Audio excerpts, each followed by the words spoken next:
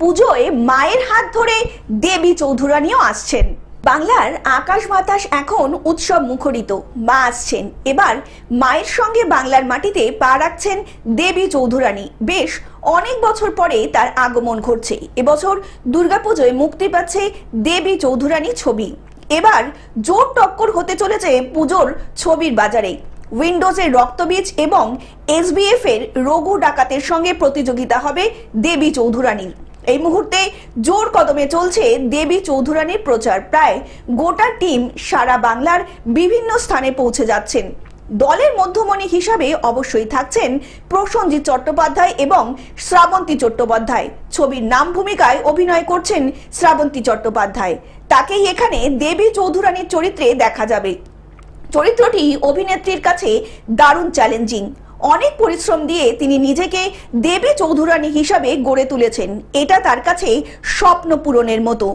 ভবানী পাঠকের চরিত্রে রয়েছেন প্রসেনজিৎ চট্টোপাধ্যায়। সেই সময় তো গেছিলাম, এনারা আসলে এই আইডিটোলা যুবকবৃন্দ এরা যে পুজোটা করেন এদেরও পুজো, এবং এরা সবসময় ভালো বাংলা ছবি পাশে দাঁড়ান, এবং আমার খুব ভালো লাগছে যে যেটা খুবই কানেক্টেড উইথ দ্য ফিল্ম। তাকে এরকম একটি উপন্যাস কেন্দ্রিক চরিত্র করতে পেরে বেশ খুশি। বঙ্কিমচন্দ্রের বিখ্যাত উপন্যাস দেবী চৌধুরানী ভিত্তি করে এই ছবি তৈরি হয়েছে। ইতিহাস নির্ভর ছবিটির পরিচালক শুভ্রজিৎ মিত্র।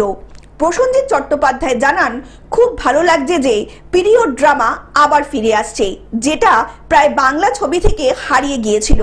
ছবির বিশেষ বিশেষ চরিত্রগুলোতে অভিনয় করেছেন সব্যসাচী চক্রবর্তী, দর্শনা বণিক, অর্জুন চক্রবর্তী, কিঞ্জল নন্দ, বিবৃতি চট্টোপাধ্যায় সহ প্রমুখ কলাকুশলীরা। ছবির সঙ্গীত পরিচালক বিক্রম ঘোষ।